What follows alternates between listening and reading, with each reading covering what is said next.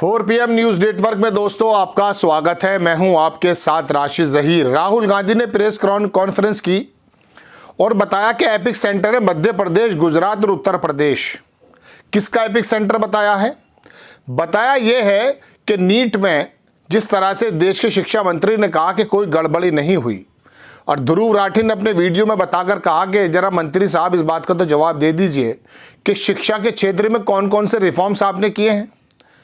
वो देश के शिक्षा मंत्री प्रधान जी के ट्विटर हैंडल पर गया, ध्रुव राठी नाम का यूट्यूबर, और जाकर के उसने पता किया कि मोदी जी की मतलब सिर्फ तारीफों के पुल बांधे हुए हैं। पूरी की पूरी जो जितने भी पोस्ट हैं वहाँ शिक्षा से संबंधित कोई भी ऐसा खुलासा नहीं है कि साहब मैंने इस क्षेत्र के अंदर रिफॉर्म कर दिया है। और फिर उनका बयान आया था कि कोई गड़बड़ी नहीं हुई।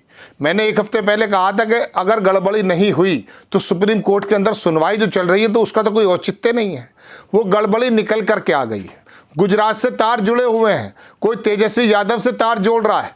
बिहार के अंदर पहले ही पर्चा मिल गया था। इसका मतलब यह है कि राहुल गांधी जो प्रेस कॉन्फ्रेंस कर रहे हैं और उन्होंने जो बताया कि मध्य प्रदेश से, गुजरात से पहले से ही बता दिया जाता कि तेरा सेंटर यहाँ पड़ेगा, और हूबहू वही क्वेश्चन आ जाते हैं। मैं पढ़ने में या आपको स्क्रीनशॉट दिखाने में ज़्यादा दिलचस्पी नहीं रखता। मैं तो आपसे इसकी बुनियादी मर्ज के बारे में बात करने आया हूँ।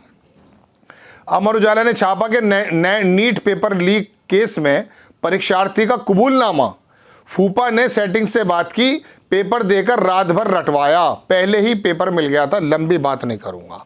भारतीय जनता पार्टी का नेता बिहार का बोलता है कि तेजस्वी यादव का इसके अंदर हाथ है। राहुल गांधी बोलते हैं कि साहब गुजरात और मध्य प्रदेश से तार जुड़े हुए हैं, हमें नहीं मालूम, हमें सिर्फ इतना पता है कि गड़बड़ियां हो रही हैं। एक पर्चा भी लीक हो गया, उसकी आपने परीक्षा ही निरस्त करा दी है। क्या हो रहा है ये? पहली बात तो ज़रूरत से ज़्यादा उबाल आपके अंदर आएगा नहीं, चूँकि सरकारें गिरा दी गई हैं, नए नए मुख्यमंत्री लेकर आ गए हैं। छोटे छोटे से मुख्यमंत्री के पद के नेता बम्बई से भागते हैं, आसाम जाते हैं, सरकार गिरा के बना के वापस आ जाते हैं। आप पर कोई फ़र्क पड़ता नहीं है। किसी ज़माने में फ़र्क पड़ा करता था जब मर्यादाएं, सिद्धांतों पर हमारी ज़िंदगी मुनहसिर थी। आज तो कुछ भी कर दें महामहिम। भारतीय जनता पार्टी ने जो भी कर्मकांड किए हैं, अगर मैं कर्नाटक, मध्य प्रदेश, गोवा, उत्तर, मतलब कहाँ लेकर चलूँ आपको कोई बात बुरी लगती है? नहीं लगती। वजह उसकी ये है कि आपको अगर बुरी लगेगी भी, आपके दिल में कोई कलह पैदा भी हो जाएगी, वो आपको धर्म के नाम की एक ऐसी अफीम की चाशनी पिला देंगे, आप कहेंगे नहीं साहब ये आदमी बिल्कुल ठीक है। बनारस के लोग, आसपास की सीटों के लोगों ने दरकिनार कर दिया, अयोध्या के लोगों ने, आसपास के लोगों ने दरकिनार कर दिया। जितनी भी जगह हो सकती थी उत्तर प्रदेश में या मध्य प्रदेश में, जहाँ पर भी, वहाँ भारतीय जनता पार्टी हारी। कौन सी जगह? जो धार्मिक नज़र से बड़ी इंपॉर्टेंट थी। मैं मिश्रिक की बात करूँ, मैं जो है अयोध्या की बात करूँ, बनारस की, मतलब कहाँ की बात करूँ, पूरी की पूरी चेन है। लेकिन आप तो बड़े ज़बरदस्त भक्त हैं।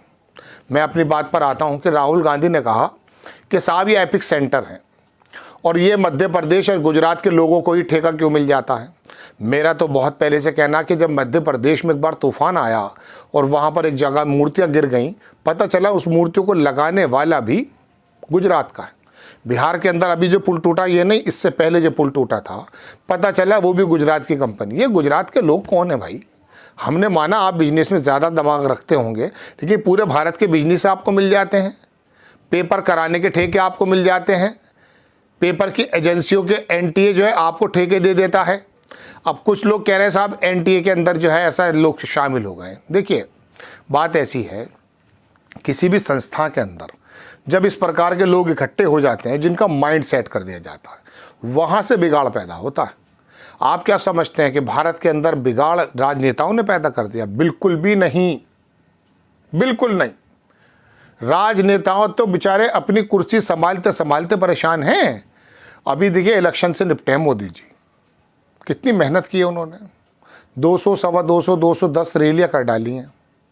यानी कि एक रैली का अगर एक दिन का हिसाब भी आप लगाएंगे तो 1 साल के करीब या आधा साल से ज़्यादा तो इसी में लग जाता है। लेकिन वो एक दिन में कई कई रैलियाँ हुई हैं, इसलिए कम टाइम में पैसा हुआ बर्बाद, प्रधानमंत्री जी का समय हुआ बर्बाद। किस लिए? भारतीय जनता पार्टी वजूद में आ जाए। इसीलिए तो इतनी मेहनत तो ये करते हैं। अब ये अपनी कुर्सी बचाने के लिए मेहनत करके निपटे ही थे, सांस लिया ही था स्पीकर का, नीतीश कुमार का, नायडू का। अरे बाप रे बाप, क्या जिक्र चल रहा है। अमरीश पुरी का वो डायलॉग भी समझ में आया नायक फिल्म में कि जानते हो मैं कितने कांटों भरा ताज है मेरे सिर पे। अब ये निपटा नहीं था, उपचुनाव आ गए। अब यहाँ पर नाक का मसला बन चुका है। वो निपटेगा तो महाराष्ट्र के चुनाव आ जाएंगे, वो निपटेगा तो बिहार के चुनाव आ जाएंगे, बिहार के चुनाव निपटेंगे तो कुछ 2027 में उत्तर प्रदेश के चुनाव आ जाएंगे। तो इनको फुर्सत कहाँ। आप इन पर इल्ज़ाम लगा रहे हैं। मुझे तो बिल्कुल भी नहीं लगता इन पर इल्ज़ाम लगाया जाए, बल्कि ये तो बहुत ज़्यादा दया के पात्र हैं। ये इतने बेचारे भोले लोग हैं, ये तो बड़ी मेहनत करते हैं, अपनी पार्टियों की सरकार लाने के लिए रात दिन एक कर देते हैं। आप इन पर इल्ज़ाम लगाते नहीं। असल में दरअसल ऐसा है, वो जो चंद्रशेखर रावण हैं, उनका एक बयान सुना था मैंने बहुत पहले। उन्होंने कहा देश भर की और उत्तर प्रदेश के अंदर यूनिवर्सिटीज़ के अंदर जो वीसी हैं, आप ज़रा उनका पता कीजिए कौन सी जात के हैं। उन्होंने जो डाटा निकाला, मैं निकाल सकता हूं आपके सामने भी, अखबारों में वो है, आप गूगल में जाके देखिए देश भर में एससी ओबीसी कितने वाइस चांसलर हैं, आपको पता चल जाएगा। एससी तो 1 या 2 मिलेंगे, ओबीसी मिलेंगे 5 या 7, 80 90 60 70 जितने भी होंगे 90 में से या 95 में से या 60 में से सारे अपर कास्ट के मिलेंगे। ठीक है भाई, आप लोगों ने राज किया है। वर्ण व्यवस्था में हमने देखा कि आपके हाथ में तमाम शिक्षा का क्षेत्र था, पुजारी बने हुए थे, दुनिया को संचालित कर रहे थे, समाज को संचालित कर रहे थे। लेकिन बाबा भीमराव अंबेडकर जो हैं वो तो एससी वर्ग से आते थे। उनके अंदर इतना दिमाग कहाँ से आ गया था कि संविधान के रचयिता बन गए थे। तो इसका मतलब ये नहीं है कि दिमाग की बपोती सिर्फ एक अपर समाज पे हो, लेकिन यूनिवर्सिटीज़ के चांसलर यहाँ शामिल कौन है? अपर समाज से। अब आप कहेंगे मैं अपर समाज के खिलाफ बात कर रहा हूँ, नहीं, मैं बात कर रहा हूँ बराबरी की। राहुल गांधी और कांग्रेस आई जो बहुत ज़माने बाद आए हैं, उसकी बराबरी की बात कर रहा हूँ। अलग से एपिसोड बनाना चाहिए कि बिहार के अंदर कोर्ट ने किस प्रकार से जातीय समीकरण के आधार पर दिए हुए आरक्षण को रद्द कर दिया है, और बराबर में जो है झारखंड के अंदर वहाँ पर जो चीफ मिनिस्टर हैं वो जातीय समीकरण की बात कर रहे हैं। भारतीय जनता पार्टी इतनी मजबूती से जाति जनगणना की बात क्यों नहीं करती? चूँकि ये व्यवस्था ख़राब हो जाएगी। यहाँ पर मैं आने लाना चाहता हूँ आपको।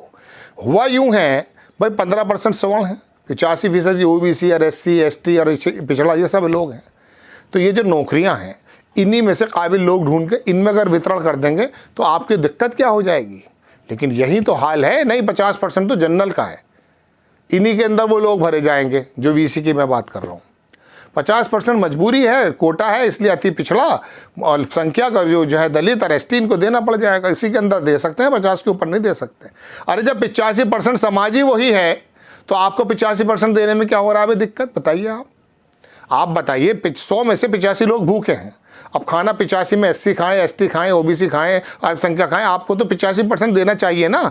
नहीं, 85% को तो 50% खाना दिया जाएगा, और 50% जो खाना वो उन 15% को दिया जाएगा।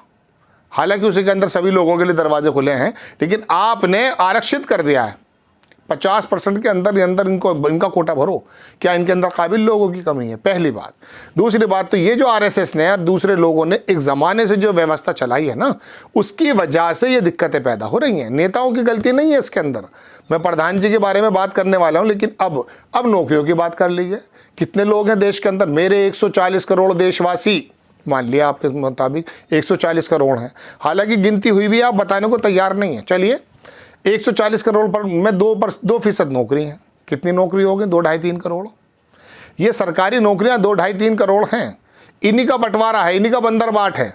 यहाँ पर आप अपर समाज के वीसी डाल दीजिए, तमाम लोग। अच्छा एक बात और बताइए, मैं कहता तो नहीं चाहता, लेकिन सेना के अंदर खिलाड़ियों के अंदर अब तो ये क्या कहते हैं, ये IPL आ गया है, सट्टे बाज़ार यहाँ पर भी गर्म थे।